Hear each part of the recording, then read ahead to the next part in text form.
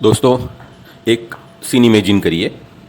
आपने एक स्टॉक या इंडेक्स देखा और आपको ऐसा लगा कि ये बुलिश है और आपको ऐसा भी लगा कि एंट्री ले लेनी चाहिए। उसके बाद आप क्या करते हो? उसके बाद नॉर्मली हम वो करते हैं, हम ऐसा इंडिकेटर ढूंढते हैं जो हमारे इस बुलिश व्यू को कंफर्म करे, और जो कॉन्ट्राडिक्ट करता है उसको हम इग्नोर कर देते हैं। चार्ट पे बुलिश पैटर्न भी ढूंढ लेते हैं और मिल भी जाता है क्योंकि हम ढूंढ रहे होते हैं।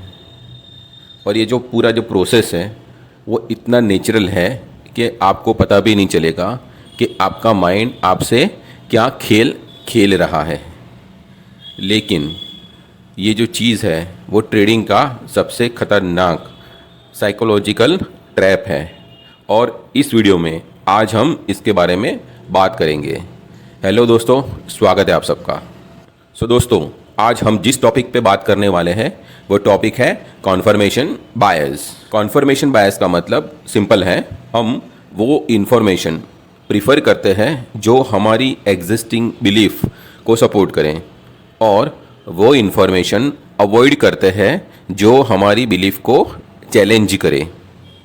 वो चीज़ ट्रेडिंग में कैसे दिखती है वो हम 3 सिनारियो से समझते हैं। फर्स्ट सिनारियो जिसमें आपका व्यू बुलिश है, तो होगा क्या, आप सिर्फ बुलिश सिग्नल्स देखोगे।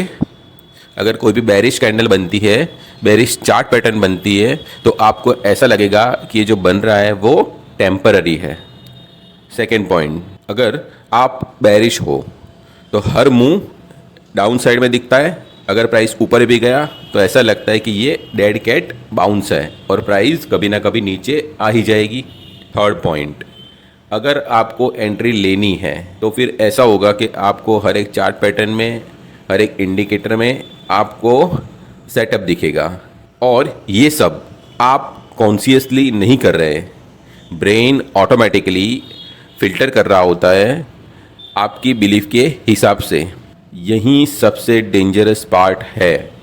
आप सोच रहे हैं, आप एनालिसिस कर रहे हो, लेकिन यहाँ पे आप अपना जो व्यू आपने माइंड में डिसाइड कर लिया है उसको आप जस्टिफाई कर रहे हो। दोस्तों, आइए इस चीज़ को हम एक एग्जांपल से समझते हैं। आज मैं यहाँ पे मेरा खुद का ही एग्जांपल लेने वाला हूँ। मैं जब ऑप्शन ट्रेडिंग करता था तब नॉर्मली मैं RSI 20 या 80 देखता था। अगर 20 है तो मैं ऐसा मानता था कि ये यहाँ से मार्केट को ऊपर जाना चाहिए, और अगर 80 होता था तो मुझे ऐसा लगता था कि मार्केट नीचे आना चाहिए। जब RSI 20 से नीचे होता था तो मुझे ऐसा लगता था कि ओवरसोल्ड है, यहाँ से बाउंस आएगा। तो नॉर्मली मैं क्या करता था, CE बाय करता था या फिर PE सेल करता था, यानी कॉल बाय करता था या फिर पुट सेल करता था। एकदम लॉजिकल है। अब यहाँ कॉन्फर्मेशन बायस कैसे काम करता है वो देखते हैं। RSI 80 पे था, मैं पहले से डिसाइड कर चुका था बाई करना है। अब मैं क्या करता था वो आप समझिए। मैं वो सपोर्टिंग फैक्टर्स यहाँ पे ढूंढने लगता था। फॉर एग्जांपल, यहाँ पे सपोर्ट रेजिस्टेंस लेवल है या फिर सेलिंग एग्जॉस्ट हो गई है। मैं वॉल्यूम देखता रहता था, वॉल्यूम एकदम ड्राई अप हो चुके हैं, या फिर किसी तरह का डाइवर्जेंस देखता था मैं। ये सब भी थे, लेकिन मुझे वो नहीं दिखता था। वो था ओवरऑल ट्रेंड। जो नहीं दिखा वो था ब्रॉडर मार्केट का वीकनेस। जो नहीं दिखा वो चीज़ थी RSI 20 से 10 पे भी जा सकता है, 5 पे भी जा सकता है। और उसके बाद जब ट्रेड मेरी अगेंस्ट में गया तब भी मैंने उसको होल्ड किया, क्योंकि मैं वो रीजंस ढूंढ रहा था अपने व्यू को जस्टिफाई करने के लिए, जिससे मैं अपना ट्रेड होल्ड भी कर लिया करता था।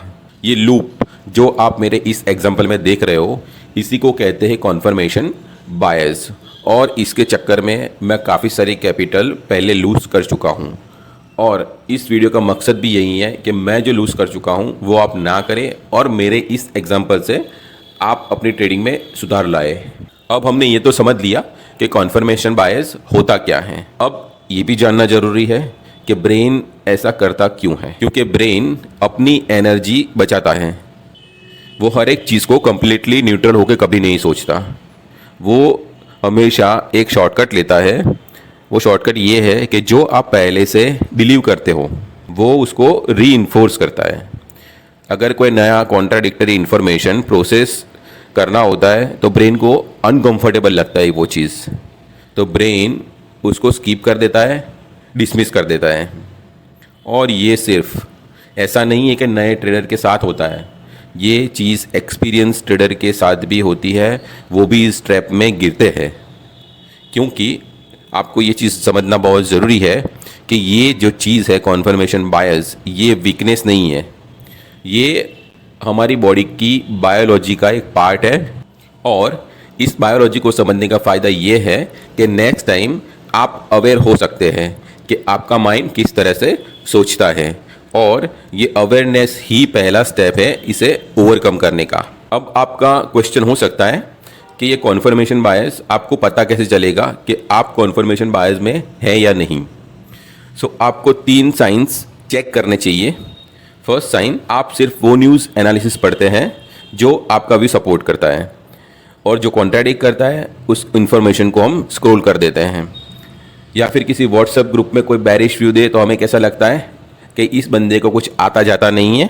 सेकेंड साइन, जब ट्रेड आपके अगेंस्ट जाता है तो आप एग्जिट नहीं करते, आप होल्ड करने के रीज़न ढूंढते हो। आपको लगता है थोड़ा और वेट कर लेता हूँ, रिकवर होगा, और ये मैं बहुत बार कर चुका हूँ। ट्रेड होल्ड करता रहा इस उम्मीद में कि वो वापस आएगा, लेकिन वो कभी वापस नहीं आता। थर्ड साइन, ट्रेडिंग कम्युनिटी या फिर सोशल मीडिया पे हम सिर्फ उन लोगों को फॉलो करते हैं जो हमारी सोच से इत्तेफाक रखते हैं, और जो हमारी सोच से कॉन्ट्राडिक्ट करता है उसको हम कभी फॉलो नहीं करते। अगर इनमें से कोई भी रीज़न आपसे रिलेटेबल है तो आपको ये समझना पड़ेगा कि आप एक कॉन्फर्मेशन बायस में है, और कॉन्फर्मेशन बायस आपको और आपके ट्रेडिंग को अफेक्ट कर रहा है। अब एक सिचुएशन समझते हैं जहाँ पे कॉन्फर्मेशन बायस सबसे ज़्यादा कॉस्टली होता है। जब आप एक लूजिंग ट्रेड में हैं, ये वो मोमेंट है जब ब्रेन फुल फोर्स में कॉन्फर्मेशन बायस यूज़ करता है, क्योंकि यहाँ पे आपका ईगो और पैसा दोनों इन्वॉल्व है। यहाँ पे होता क्या है, अब आप एक्टिवली वो रीज़न ढूंढने लगते हैं जिससे आपका व्यू कंफर्म हो जाए और आपको आपका ट्रेड सही लगे।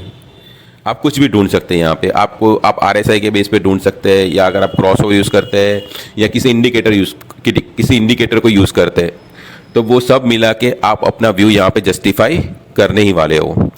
हर बेरिश सिग्नल जो यहाँ पे आने वाला है, वहाँ पे आप स्टॉप लॉस के बारे में नहीं सोचोगे, या पे स्टॉप लॉस सेट भी नहीं करोगे, क्योंकि आप एक्नॉलेज करना ही नहीं चाहते कि आप या आपका ट्रेड रॉन्ग हो सकता है। वो आपको अनकंफर्टेबल लगेगा, और ये डिसकंफर्ट से बचने के लिए आप उस ट्रेड को कट नहीं करोगे और एक छोटे से लॉस को एक बड़े से लॉस में कन्वर्ट कर दोगे। और ये चीज़ मैं इसलिए बोल पा रहा हूँ क्योंकि मैंने ऑप्शंस में ये चीज़ पास्ट में बहुत बार की है, और एक छोटा लॉस मैंने बड़ा लॉस होते हुए बहुत बार देखा है। और ये सब बंद कब हुआ, जब मैंने एक्नॉलेज किया ट्रेड रॉन्ग हो भी सकता है, दैट इज़ नॉर्मल, लेकिन रॉन्ग ट्रेड होल्ड करना वो आपकी चॉइस हो सकती है, और वो चॉइस कन्फर्मेशन बायस कराती है आपसे। सो दोस्तों, अब तक हमने कन्फर्मेशन बायस और उसकी जो इफ़ेक्ट्स हैं वो हमने समझी, पर इसका सॉल्यूशन भी होना चाहिए। सो अब एक प्रैक्टिकल चीज़ बताता हूँ जो मैंने अपनी ट्रेडिंग में यूज़ करना शुरू किया, और इसका नाम है डेविल्स एडवोकेट मेथड। एकदम सिंपल है। हर ट्रेड लेने से पहले आपको एक काम करना है, अपने आप से आप पूछिए, अगर इस ट्रेड में मैं अगेंस्ट होता तो मैं क्या रीजंस देता। मतलब एक्टिवली वो ढूंढिए जो आपके ट्रेड को रॉन्ग साबित करे। अगर आप कॉल बाय करना चाहते हैं तो पहले 2 मिनट वो रीजंस सोचिए कि ये ट्रेड क्यों फेल हो सकता है। क्या यहाँ पर बेरिश सिग्नल है, या फिर ऐसा देखिए कि क्या ट्रेंड मेरी अगेंस्ट में है। अपना रिस्क भी देखिए कि क्या रिस्क ज़्यादा है। अगर वो रीजंस आपके एंट्री रीजंस से ज़्यादा है तो आपको ट्रेड नहीं लेना चाहिए। ये आपको डिसकंफर्टेबल लग सकता है, ब्रेन इसको रेजिस्ट करेगा, क्योंकि ब्रेन कंफर्म करना चाहता है, चैलेंज करना नहीं चाहता। पर यही वो चीज़ है दोस्तों जो आपको इमोशनल ट्रेडिंग से लॉजिकल ट्रेडिंग की तरफ ले जाएगी। और एक लास्ट बात जो मैं नॉर्मली अपने हर एक वीडियो में बताता हूँ कि मार्केट को नहीं पता आपका व्यू क्या है, आप बुलिश हो बेरिश हो, मार्केट को उससे कोई फ़र्क भी नहीं पड़ता। मार्केट सिर्फ प्राइस मूव करता है, वो प्राइस ऐसा नहीं देखता कि किसका व्यू बुलिश है किसका व्यू बेरिश है। और जो ट्रेडर पूरे दिन अपना व्यू जस्टिफाई करता है वो at the end of the day loss में ही होगा, और वो जो loss at the end of the day उनको हो रहा है वो देख के वो सरप्राइज भी होंगे, क्योंकि वो उनके व्यू के हिसाब से ट्रेड नहीं गया और उनको अक्सर ऐसा लगेगा कि मार्केट गलत है, मैं नहीं। जो ट्रेडर एक्टिवली अपना व्यू चैलेंज करता है, जो अनकंफर्टेबल क्वेश्चंस पूछता है, वही कंसिस्टेंट रहता है, वही लॉजिकल ट्रेडर है, और यही एक रास्ता है जो आपको एक अच्छे ट्रेडिंग स्किल्स दे सकता है। दोस्तों, अगर आपको ये चैनल का कंटेंट रिलेटेबल लगता है तो kindly like share and subscribe, और इस चैनल को ग्रो होने में आप मेरी हेल्प कर सकते हो।